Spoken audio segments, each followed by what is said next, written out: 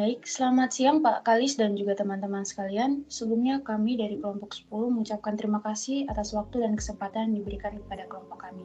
Pada kesempatan kali ini kami akan memaparkan materi yang telah kami garap dengan tema integrasi. Sebelum masuk ke inti materi, izinkan saya untuk memperkenalkan anggota kelompok kami. Ada Janet Jovita Rose, Cornelia Anusyata Ananda, Davin Paul Tanubrata, Putri Yastika Krisnawan, dan Nico Herling.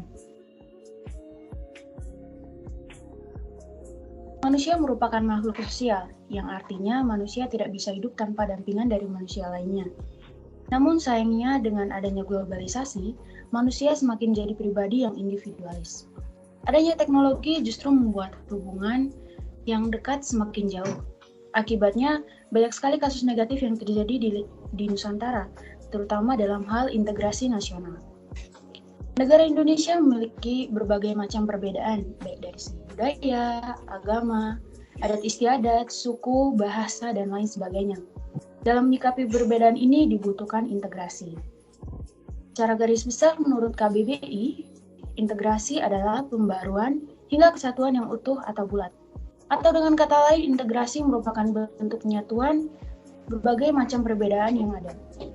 Penyatuan ini bertujuan agar setiap ikatan masyarakat semakin erat hubungannya dan tidak terjadi perpecahan.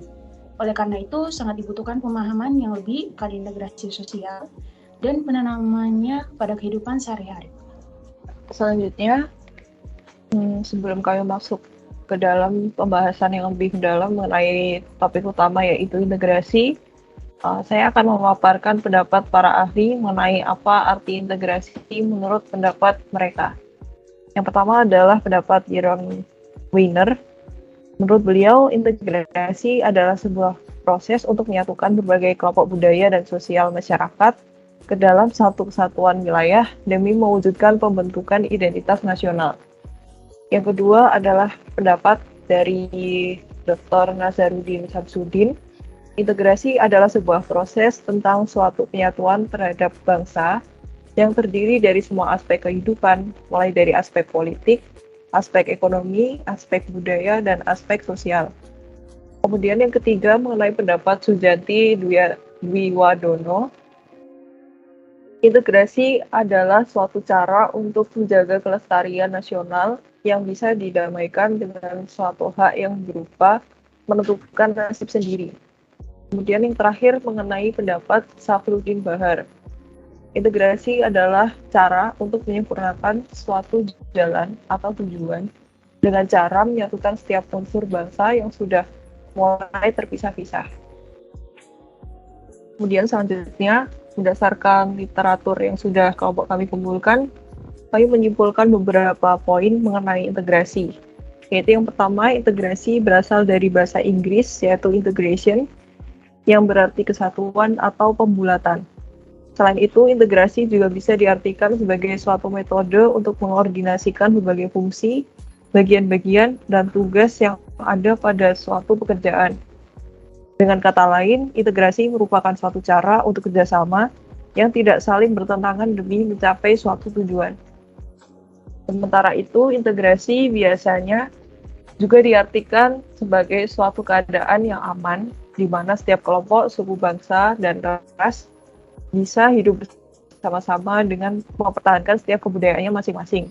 Sehingga kelompok kami menyimpulkan bahwa integrasi merupakan suatu keadaan yang aman, di mana setiap masyarakat dengan berbagai suku, ras, agama, dan budaya yang berbeda-beda tetap bisa hidup berdampingan dengan mempertahankan setiap ciri khasnya masing-masing.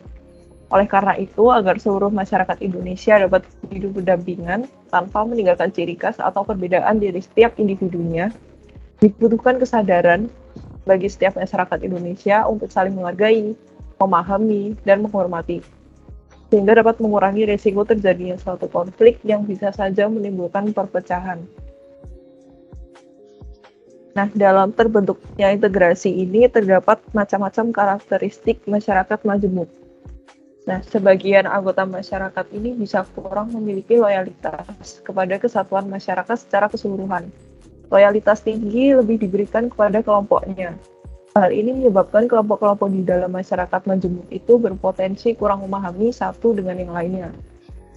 Menurut Pierre L. van den Berg dalam buku Pluralism and the Polity of Theoretical Exploration pada tahun 1969, masyarakat majemuk memiliki beberapa karakteristik, yaitu yang pertama, memiliki segmentasi dalam bentuk kelompok-kelompok dengan kebudayaan yang berbeda.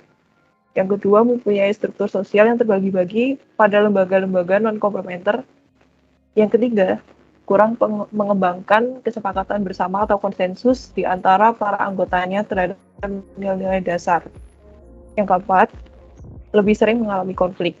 Kemudian, pada umumnya, integrasi sosial itu tumbuh karena paksaan dan saling ketergantungan dalam bidang ekonomi. Dan yang terdapat dominasi politik oleh suatu kelompok atas kelompok yang lain. Selanjutnya ada faktor memperkuat dan mendukung integrasi nasional menurut para ahli. Apa aja sih yang para ahli bilang tentang memperkuat dan mendukung integrasi? Yaitu ada 4. Yang pertama dari Drake, Sulistiono 2011 page kelima, aspek yang dapat memperkuat integrasi nasional yaitu pengalaman sejarah yang sama sebagai suatu bangsa, simbol sosial budaya yang diakui bersama seperti bahasa, bendera, lagu kebangsaan, dan sebagainya. Yang kedua, masih tetap dengan bukunya Drake, yaitu aspek yang memperkuat integrasi nasional adalah interaksi di antara berbagai kelompok sosial di masyarakat. Yang ketiga ada Swasono. Terdapat 2 hal nih yang harus dilakukan untuk menjaga integrasi nasional. Apa aja 2 hal itu?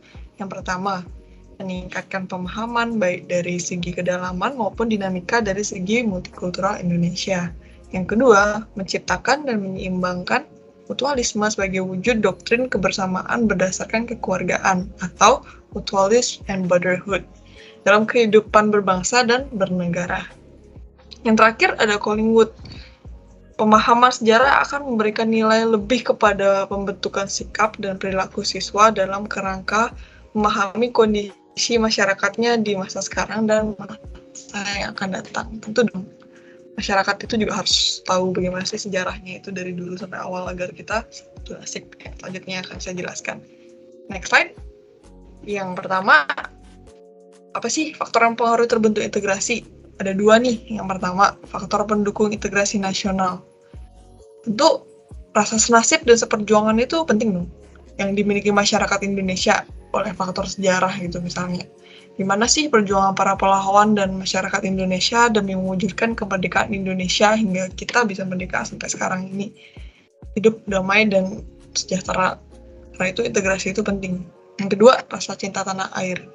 Yang ketiga, ingin bersatu di dalam semangat perjuangan yang sama, tentunya sesuai cita-cita nasional. Terus ada wujud ideologi nasional. Pemaknaan ideologi nasional yaitu Pancasila yang dalam kehidupan sehari-hari. Integrasi nasional akan lebih mudah untuk diwujudkan. Tentu dengan Pancasila itu sangat pentingnya ada 5 kan. Ideologi nasional itu penting banget untuk biar kita mempererat hubungan dari masyarakatnya itu. Lalu kelima, yang keempat, antisipasi dari ancaman asing. Lalu selanjutnya budaya gotong royong. Gotong royong itu menyelesaikan suatu masalah atau pekerjaan dalam lingkup keluarga maupun nasional, yang merupakan juga pendukungnya persatuan terbentuknya dari gotong royong kita menyelesaikan masalah. Lalu ada penggunaan bahasa Indonesia. Tentu kalau kita udah bisa satu bahasa yang kuat, yaitu bahasa nasional kita, itu bahasa Indonesia, itu integrasi semakin mendukung. Next selanjutnya. Yang kedua, faktor penghambat integrasi. Yang tadinya pendukung tentu ada dong yang penghambatnya. Ada 4, yaitu kurangnya penghargaan terhadap kemajemukan. Kedua, kurangnya toleransi antar sesama golongan. Ketiga, kurangnya kesadaran di dalam diri masing-masing rakyat Indonesia. Lalu keempat, adanya sikap ketidakpuasan terhadap ketimpangan dan ketidakmerataan pembangunan. Baik, selanjutnya saya akan bahas tentang jenis-jenis integrasi. Jenis-jenis integrasi ada 3. Yang pertama yaitu integrasi sosial. Integrasi sosial merupakan penyesuaian unsur yang berbeda di dalam lingkungan sosial masyarakat, sehingga menciptakan kehidupan yang damai di lingkungan masyarakat tersebut. Apabila di dalam lingkungan masyarakat tersebut terlihat kurang bersosialisasi antara masyarakat yang satu dengan yang lain, itu artinya integrasi sosial di lingkungan masyarakat tersebut kurang. Yang kedua yaitu integrasi kebudayaan. Integrasi kebudayaan merupakan penyesuaian unsur yang berbeda di lingkungan kebudayaan masyarakat. Integrasi kebudayaan ini biasanya terjadi di suatu lingkungan masyarakat dengan banyak budaya yang berbeda di dalamnya. Adanya integrasi ini bertujuan untuk mencapai suatu kesamaan di lingkungan masyarakat. Lalu yang ketiga yaitu integrasi nasional. Integrasi nasional merupakan penyesuaian unsur yang berbeda di kehidupan masyarakat secara nasional. Integrasi nasional ini dikatakan berhasil apabila terjadi persatuan dan kesatuan. Sebaliknya, apabila tidak ada integrasi nasional, maka terjadi perpecahan.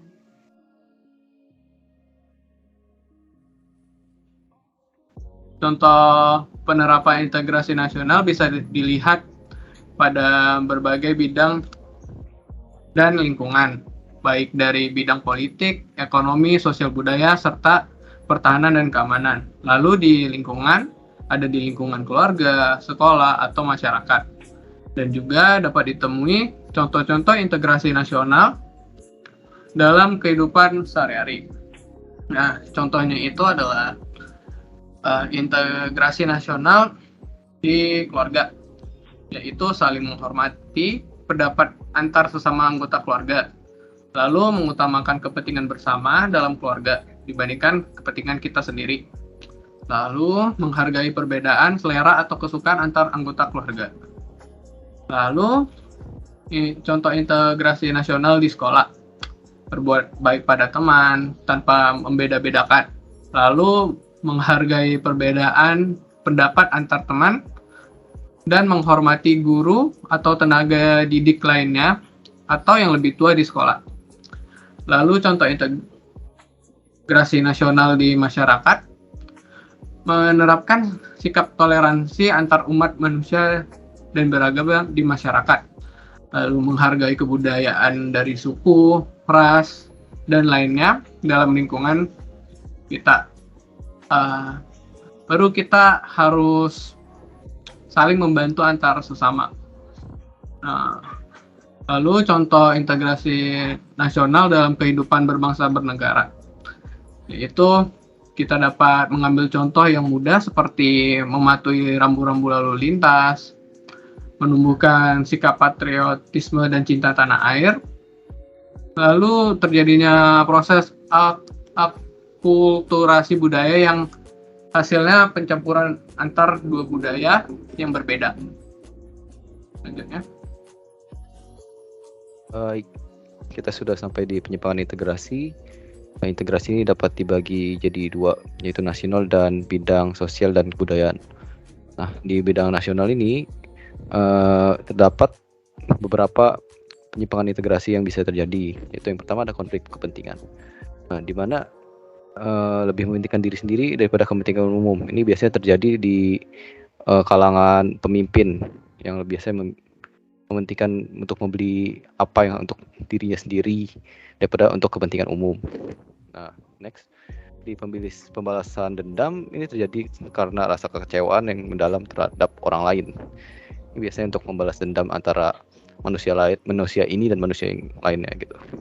Nah, diskriminasi ini merupakan hal yang sering terjadi di saat seseorang melakukan hal yang tidak adil terhadap orang lain atau kelompok lain yang berasal dari ras, etnis, agama, atau mungkin yang lainnya. Dan terdapat kesenjangan sosial di mana orang lain merasa cemburu dan tidak terima atas ketidaksamaannya, mungkin dalam ekonomi, sosial, atau yang lain-lainnya yang bisa menyebabkan tindak kriminal. Lalu yang terakhir adalah korupsi, tindak yang sering terjadi di mana uang yang harusnya dialokasikan ke suatu proyek dipakai oleh pihak yang berwenang untuk hal yang lainnya. Oke, next. Oke, untuk bidang sosial dan kebudayaan terdapat beberapa juga, yaitu yang pertama ada muncul gaya hidup konsumtif dan selalu mengkonsumsi barang-barang dari luar negeri. Ini yang kedua ada muncul sifat hedonisme, yaitu kenikmatan pribadi dianggap sebagai suatu nilai hidup yang tertinggi atau menghambur-hamburkan uang secara berlebihan. Yang ketiga ada sikap individualisme, yaitu sikap yang mementingkan diri sendiri dan tidak memandang orang lain atau tidak menganggap orang lain gitu jatuhnya. Yang lebih mementingkan diri sendiri dan tidak mau berpikir tentang orang lain. Dan keempat ada muncul gaya westernisasi atau kebarat-baratan, yaitu gaya hidup yang selalu berorientasi kepada budaya barat tanpa diseleksi terlebih dahulu. Ya lebih ke hidup seperti orang barat tapi kita hidupnya di Indonesia, seperti itu jatuhnya. Dan kelima, memudarnya semangat gotong royong, solidaritas, kepedulian dan kesetiakawanan sosial. Yang keenam juga lunturnya nilai-nilai keagamaan dalam kehidupan bermasyarakat. Akan dilanjutkan oleh teman saya. Next.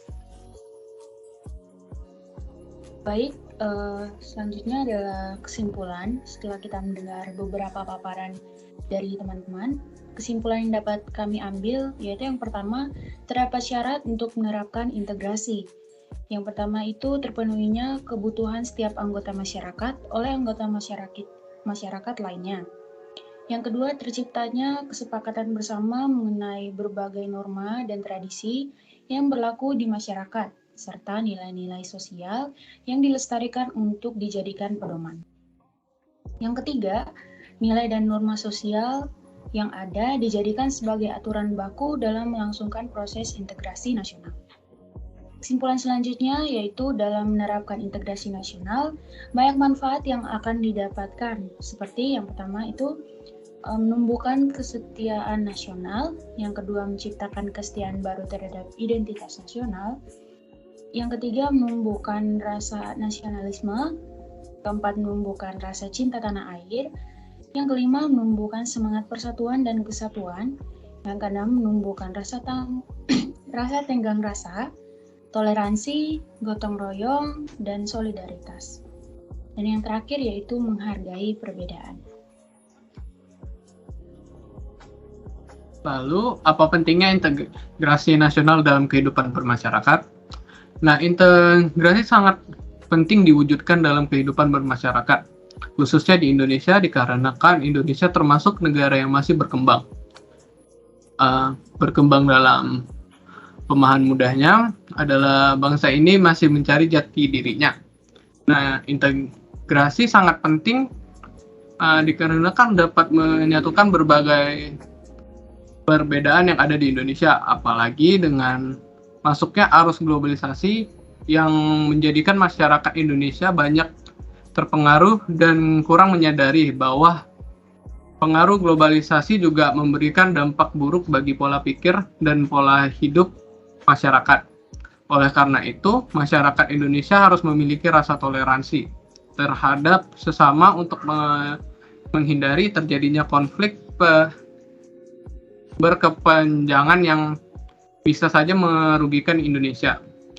Nah, peran penting integrasi bagi kehidupan masyarakat adalah membantu menstabilkan demokrasi, meningkatkan pertumbuhan ekonomi, membangun bangsa, dan memberikan semua hak dan kewajiban pada rakyat.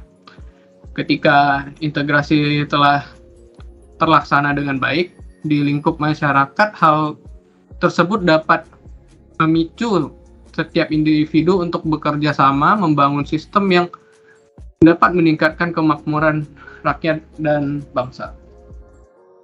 Ini adalah daftar literatur yang kelompok kami kumpulkan dalam topik kami, yaitu integrasi. Baik, sekian dari presentasi kelompok kami terkait materi integrasi.